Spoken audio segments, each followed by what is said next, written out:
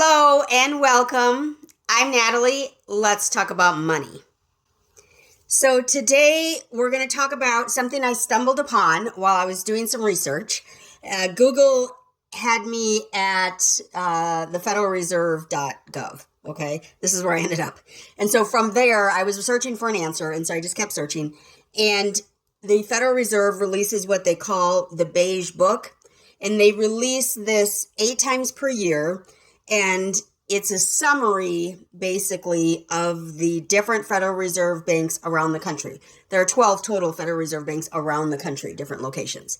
And so this is a summary of that. Now, I actually copied down what they say the Beige book is because, again, I hadn't heard of it. And maybe it's just because I'm old and I don't read. I don't know. So here's what they call the Beige book. The Beige Book is a Federal Reserve System publication about current economic conditions across the 12 Federal Reserve districts.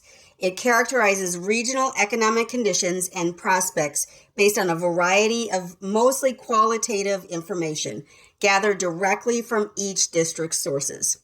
And again, this only comes out 8 times per year, so it's not every month. But every month that it's released, you can kind of get the sentiment of the current economic conditions. So I looked briefly at March's report, and then I looked briefly at April's report. And there is a difference.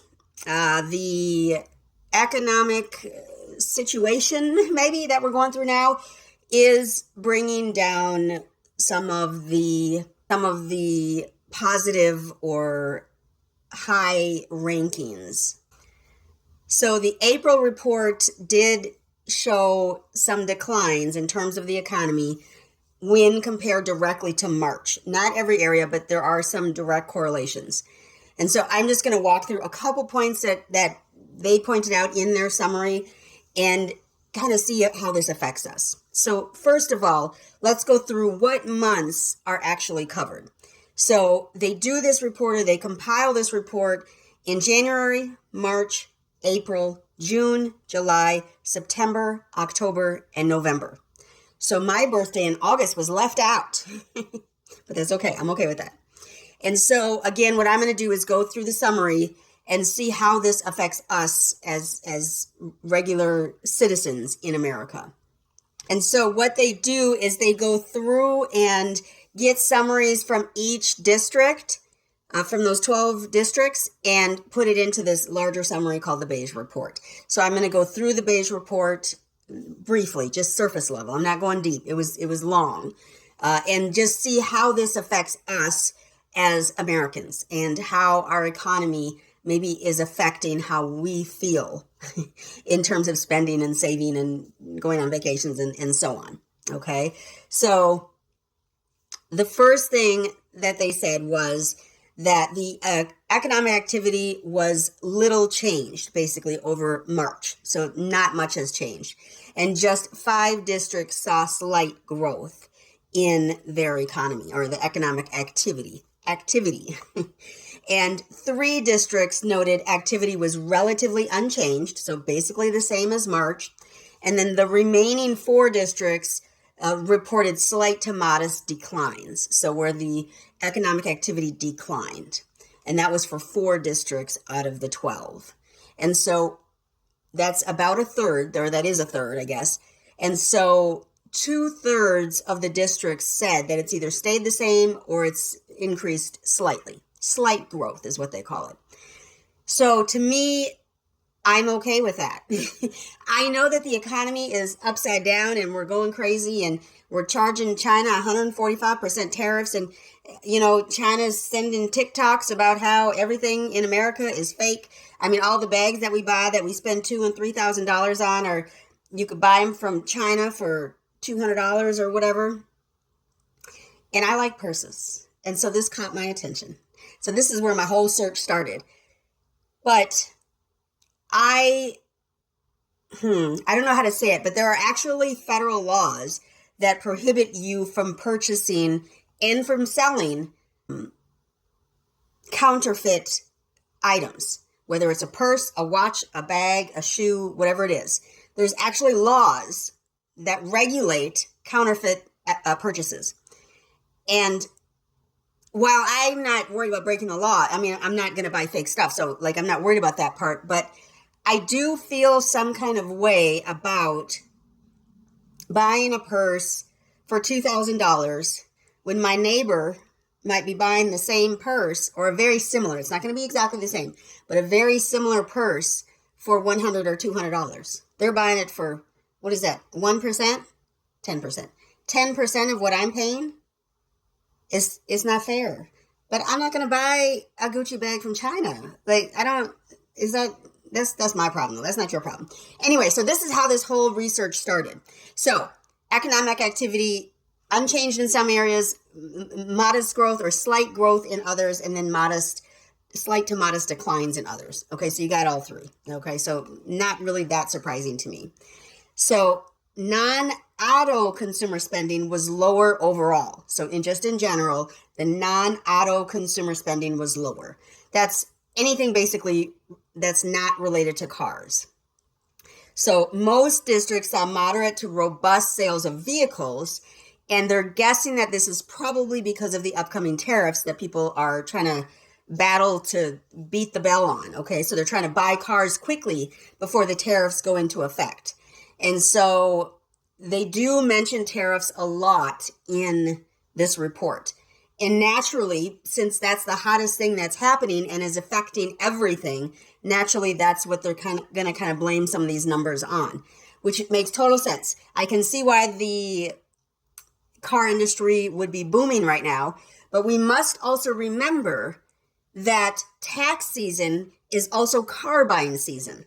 So keep that in mind as well, because when people get that tax refund, they're off to buy a car the very next day, sometimes the same day, sometimes before they even get the money, they're out to buy a car. So, that's something to think about.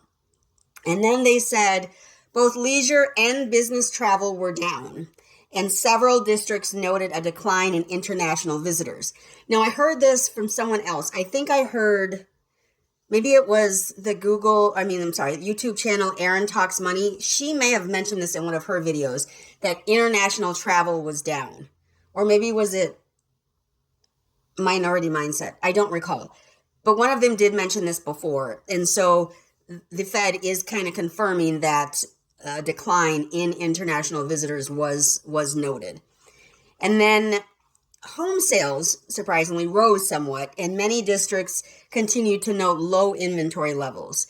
So while there aren't an abundant number of homes for sale, there are people purchasing the homes that are for sale. So the inventory looks like it's less because there are more buyers than there are sellers, which can help pricing stay the same or even rise. We saw it rise back in, when was that? 2020, I think, 2021.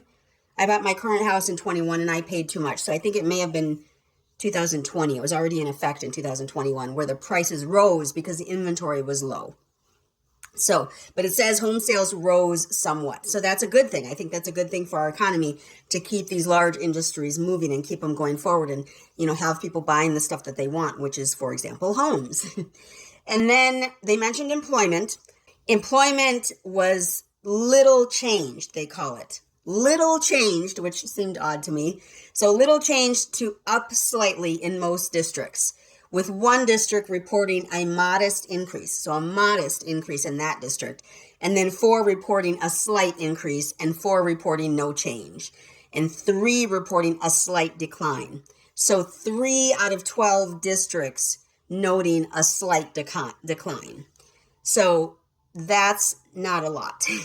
Now, it depends. It didn't give specific numbers. Now, I didn't go into each district to see their exact numbers because that would be overwhelming to listen to. So, in general, employment was a little changed to slightly up slightly in most districts. So, what this means to me is it's a mixed bag, like always, because it is the economy. And the economy will be great in some areas and horrible in others. That's the way the economy works. It's kind of like the stock market, where, like, for example, the number of cars rose. Well, is it because people are afraid of tariffs, or is it because they had money in their account because they just got their tax refund? Or is it because dealerships are dumping cars so that they can hurry up and grab more cars, buy more cars before the tariffs? Like, there's so many different things that can go into these numbers and into these reports. You shouldn't really just take it at surface level, other than the economy is constantly changing. There will always be some markets that are up and some markets that are down. Until we hit a severe depression, we will probably see this mixed bag that we're seeing now. Some markets are up, some markets are down, and we're just kind of in the middle, just buying stuff that we need. And so I encourage you strongly to create a budget, because the tariffs are in effect right now. So they're in effect. And some of the larger tariffs were put on hold, and China's tariff is in effect now, so that's a whole big loss. But keep a budget. Know how much money you have to spend. Know how much money you have to set aside. Know how much money is in your emergency fund. Know how much money is in your investment account. Know how much money you make. Know your money. You are responsible. Okay? And also, remember to invest in yourself today so you can make a difference for others tomorrow. And give the video a big thumbs up. Leave a comment down below. Let me know, have you ever heard of the Beige book before? Are you one that kind of follows the Federal Reserve's website where they give you all the latest news? Are you one that follows that? Tell me down below. And then also subscribe. Be sure to subscribe. When you subscribe, you should hit the bell so you know when the next video comes out. That's going to be it for me today. That's it. Thanks so much for stopping. Y'all have a great one.